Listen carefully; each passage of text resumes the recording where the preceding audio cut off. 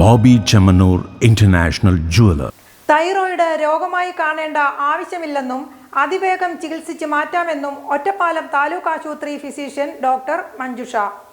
Thyroid ദിനത്തിൽ തൈറോയിഡിനെ കുറിച്ചുള്ള അവബോധം നൽകുകയാണ് ഒറ്റപ്പാലം താലൂക്ക് ആശുപത്രിയിലെ ഫിസിഷ്യൻ ഡോക്ടർ മഞ്ജുഷ.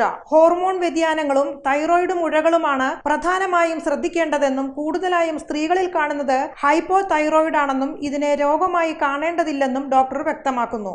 തൈറോയ്ഡ് രോഗത്തിൻ്റെ കണ്ടുപിടുത്തവും അതിൻ്റെ തുടർ ചികിത്സയുടെയും പ്രാധാന്യം അറിയിക്കാൻ വേണ്ടിയിട്ട് ഓരോ വർഷവും മെയ് 25-ാം തീയതി ഈ ദിവസം ആചരിക്കുന്നു.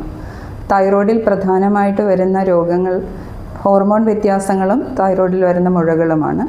തൈറോയ്ഡ് ഹോർമോണിൻ്റെ വ്യത്യാസം എന്ന് പറയുമ്പോൾ തൈറോയ്ഡ് ഹോർമോൺ കുറയുന്നതും കൂടുന്നതും, മുഴകളിൽ പ്രശ്നമില്ലാത്ത മുഴകളും ഉണ്ടാകാം, ചിലപ്പോൾ ക്യാൻസർ ആകാൻ സാധ്യതയുള്ള മുഴകളും ഉണ്ടാകാം. കൂടുതലായും കാണപ്പെടുന്നത് ഹോർമോൺ കുറയുന്ന രോഗമാണ്. അതിനെ ഹൈപ്പോ തൈറോയിഡിസം എന്ന് പറയുന്നു.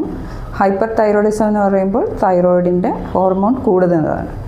പ്രധാനമായിട്ടും നമ്മുടെ നാട്ടിൽ പ്രത്യേകിച്ച് സ്ത്രീകളിൽ കൂടുതലായിട്ട് കാണുന്നത് ഹൈപ്പോ തൈറോയിഡിസം അഥവാ ഹോർമോൺ കുറയുന്നതാണ്.